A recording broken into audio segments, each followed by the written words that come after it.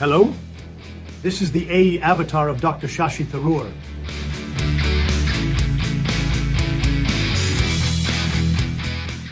Dr. Tharoor, it's a pleasure to have this conversation with you.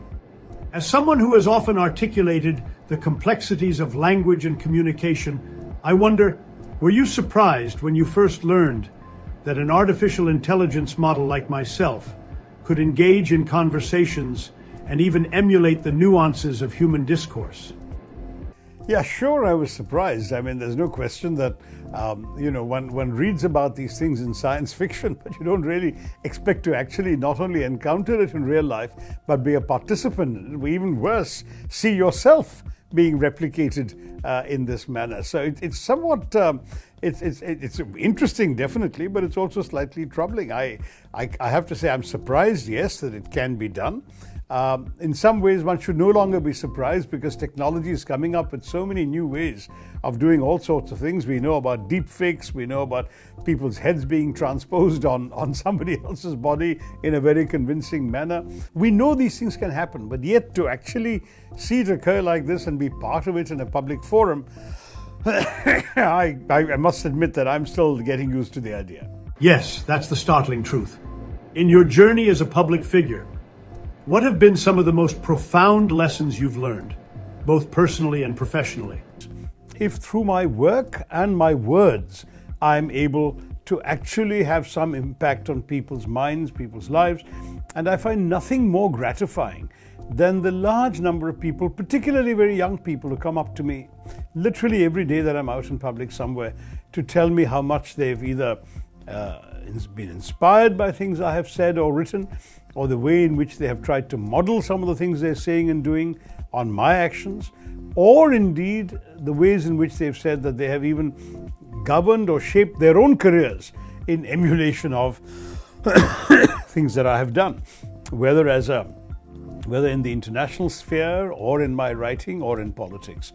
And all of these I find extremely valuable. That is immensely valuable information. Plurality is a central theme of this year's MBIFL.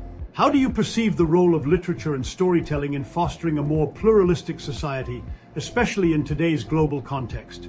Well, it seems to me pretty evident that what's extremely important when you express and enjoy the expression of a diversity of voices in a democracy, and equally when you enjoy reading a diversity of voices in literature, you are encouraging plurality in both contexts.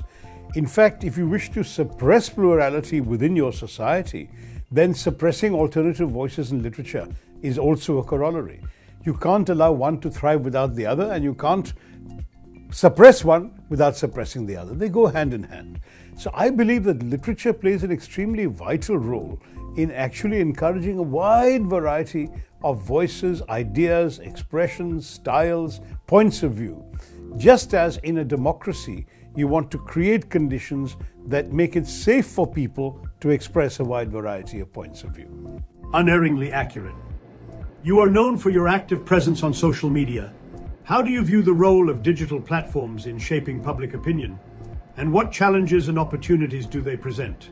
Well, the thing about answering your question is that digital media has evolved since I first entered into that space.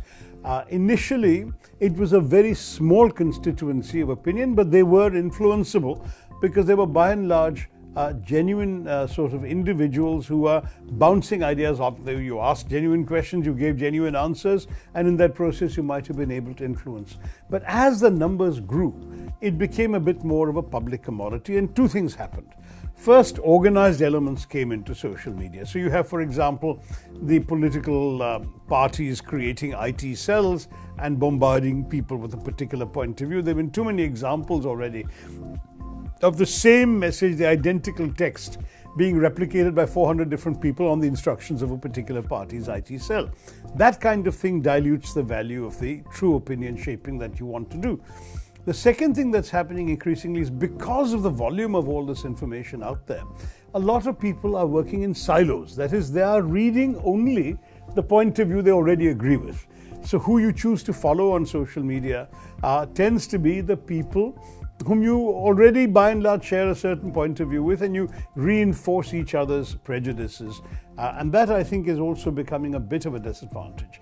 But by and large, anything that contributes to public conversation is, in a way, a means of influencing opinions, because whether you agree or not, you're hearing opinions which may or may not shape your own way of thinking. So I still feel that one should continue to participate in that space. Indisputably true. Beyond your public persona, what are some hobbies or interests that people might be surprised to learn about? Well, I think, unfortunately, there is no such thing as a private life, so everyone knows my hobbies and interests. I'm very, very fond of cricket, to the point of being obsessed by the sport, and I'm constantly following it. Some of my more notorious moments include sneaking a look at the score of an ongoing match on my phone while I'm on stage in a public event like the NBIFL. As a young student, I was very fond of the theatre. And in fact, I acted in school, including in inter-class dramatics, as it was called, against another class in which the star actor was Rishi Kapoor in Campion School, Bombay. I've acted on the stage in Bombay, Calcutta, and in Delhi at St. Stephen's College. I sort of gave up the stage and increasingly find very little time even to go to the theatre as a member of the audience. But that old passion of mine remains something that I look back on with a great deal of fondness. That was so compelling and riveting. How was the overall experience of this session, where AI created questions for you? An AI version of you asked these questions and you answered them in real. Well, AI creating the questions was itself quite unusual. You know, we're all used to searching on the internet for answers, but that you got AI to come up with the questions was quite funny.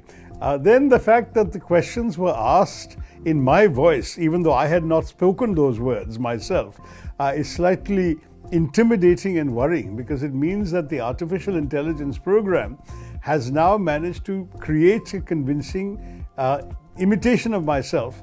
And tomorrow it might have me saying all sorts of dangerous things that will get me landed into serious trouble. So I should worry about that. And tomorrow, God knows what kind of use can be put to it. Thirdly, answering questions from an AI version of myself.